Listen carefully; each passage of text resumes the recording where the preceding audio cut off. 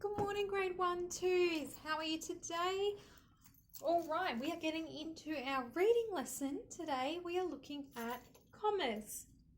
Now, a comma looks like this. It looks a bit like a full stop, except longer. It goes in the same place as a full stop, down bottom corner of the word, right next to it, but it goes around like this.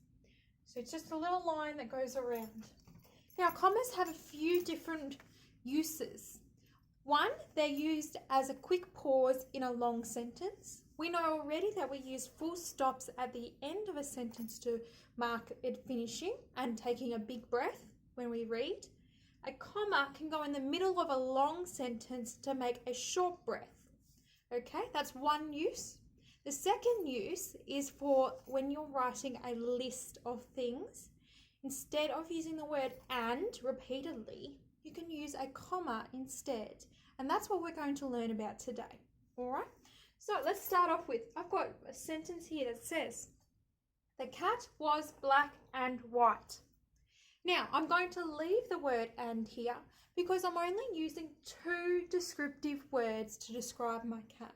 And that's okay. When you only have two words, you can use an and between them when you're listing.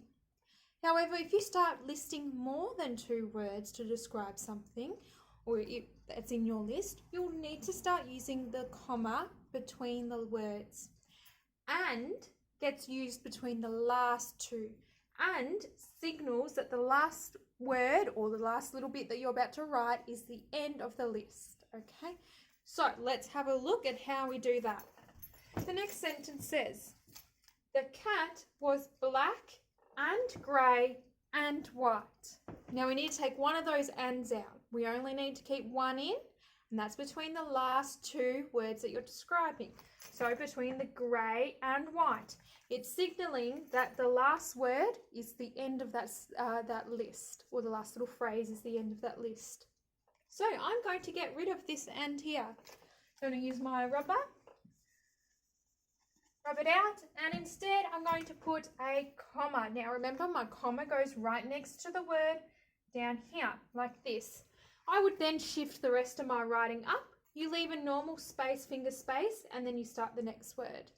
So if I read that now, it will say the cat was black, grey and white. Remember, the and just goes at the end to signal the last word. All right. Let's have a look at a longer sentence now where I'm listing more than three things. We're going to have to take a few different ands out in this one. Let's have a look.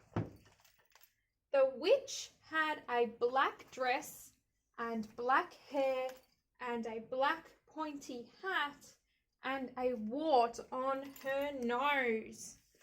All right, there's a few ands in there and I don't want that many ands. It's too much talking. I just want to use a comma.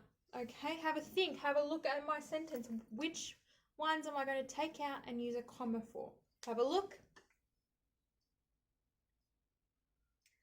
All right, the first and I'm getting rid of is the witch had a black dress and don't need it there. Delete. Instead, I'm going to use my comma. Black hair and it's not the end of our sentence yet, so I don't need it. Take it out. So the comma needs to go after black hair down here. Black hair, a black pointy hat, and a wart on her nose. The wart on her nose is the last part of that list, so I will keep that and there. I'll give it a tick. That's fine to have there. Let's read it again without the ands now. See if it flows better.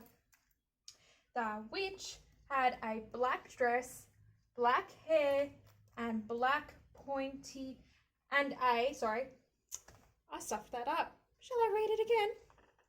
The witch had a black dress, black hair, a black pointy hat, and a wart on her nose. That makes sense. It makes the sentence flow better. So when you are listing things to describe, you must only use and towards the end. We use commas in it. All right, it's your turn to have a go on Seesaw. All right, see you there. Bye.